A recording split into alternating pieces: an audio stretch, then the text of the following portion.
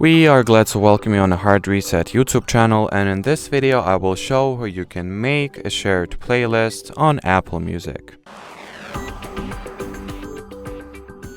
So to start, I gotta tell you that you don't even have to create a new playlist. You can switch any of the existing ones into the shared playlist mode, but well, if you would like to create a brand new playlist and make it shared or share it with your friends, go into library, then playlists, new playlist, set its title, set it up, change its profile picture.